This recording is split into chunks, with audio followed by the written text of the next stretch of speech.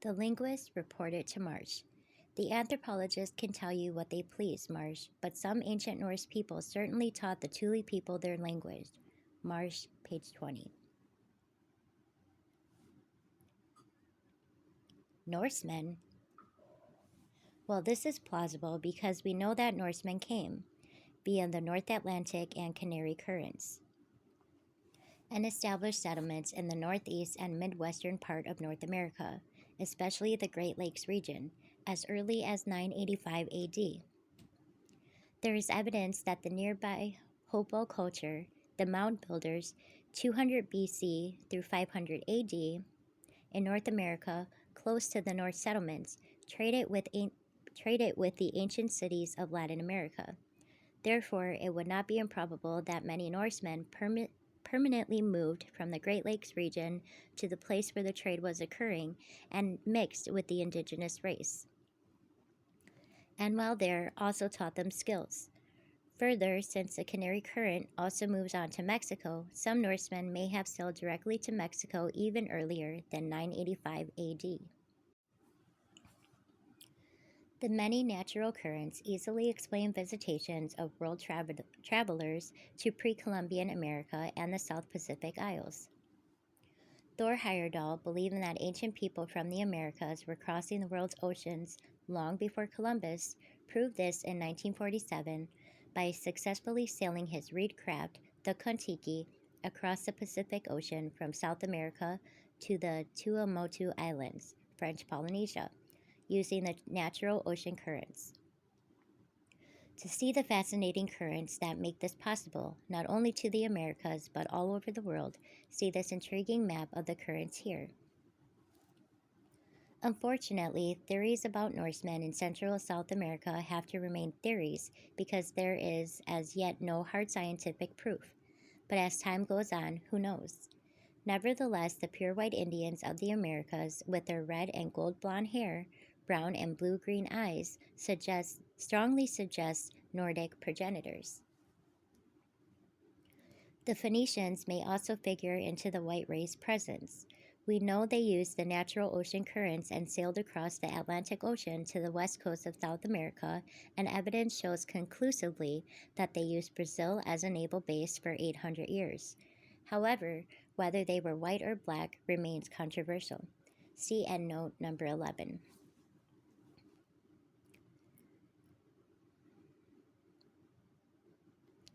Have any archaeological finds in Mesoamerica corroborated the Book of Mormon? No. This is the major problem for the Mormon Church. No Book of Mormon archaeology exists. No cities, names, artifacts, or inscriptions have ever been uncovered. Compare that with the Bible. But beliefs persist. John E. Clark, LDS archaeologist, gets around the missing archaeology by insisting. Book of Mormon cities have been found. They are all well known, and their artifacts grace the finest museums.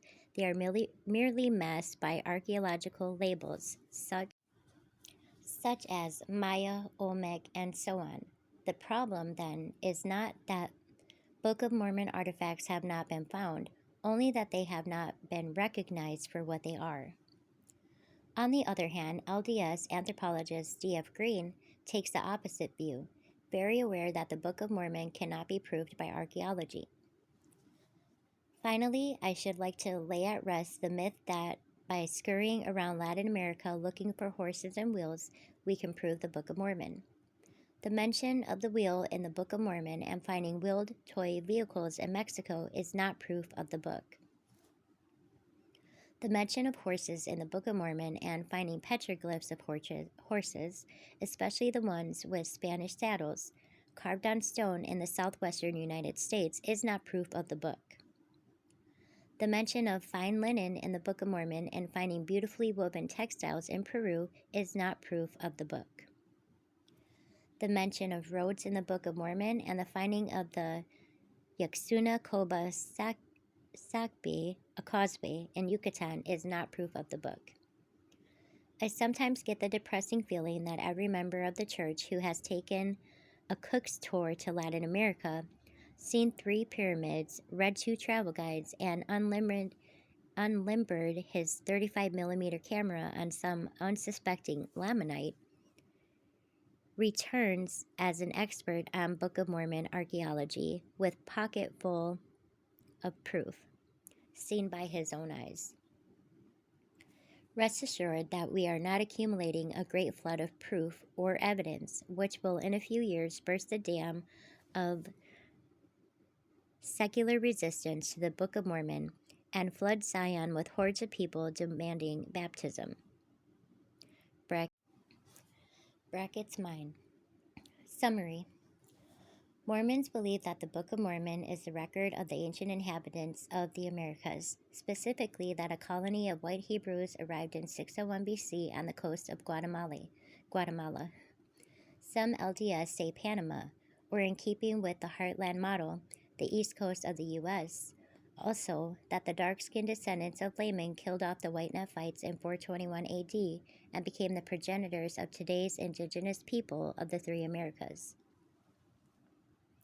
The majority, not all, of Mormons believe that Lehi's group was the first settlement to people the Americas, but archaeological excavations reveal that dark-skinned Aborigines already resided in the Americas long before 601 BC. More in Part 3.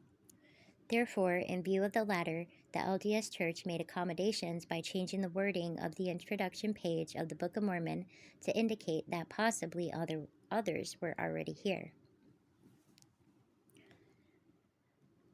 Mormons believe that the skin color of Lehi, Nephi, and their families was white rather than the usual dark Mediterranean complexion with dark hair and eye color that would naturally be expected.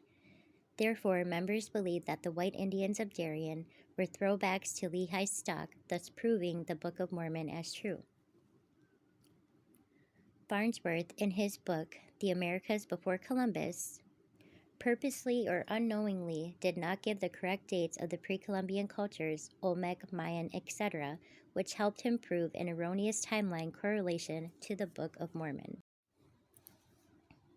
The scientific community, as well as Mormon scholars, have since discredited his book because of his inaccurate dating.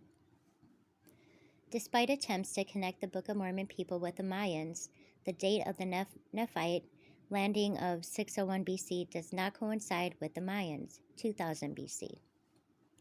LDS scholars claim that, date-wise, the earlier Jaredites in the Book of Mormon, 3100 BC or 2269 BC Tower of Babel time, coincide better with the pre-Olmecs and Olmecs, 2600 BC. Mesoamerican scholars have dismissed this claim because no Old World evidence for that time period has been found in the Americas, such as the horse, which was extinct in the New World since circa 7000 BC, elephants, which became extinct in the Americas 12,000 years ago in the late Pleistocene era, metallurgy, which occurred no earlier than about 800 AD, also the Book of Mormon's mention of chariots, wheat, barley, iron, and silk. Indian legends, archaeology, and cave wall paintings in Central and South America confirm that a bearded white-skinned race with red and gold blonde hair occupied the pre-Columbia Americas and taught the indigenous people civilization skills. Church members believe that they relate to the Book of Mormon people. Norsemen settled for sure in North America in the Great Lakes region as early as 985 AD. Some of them, as did the Hopo culture, may have migrated to Central and South America because of trade opportunities.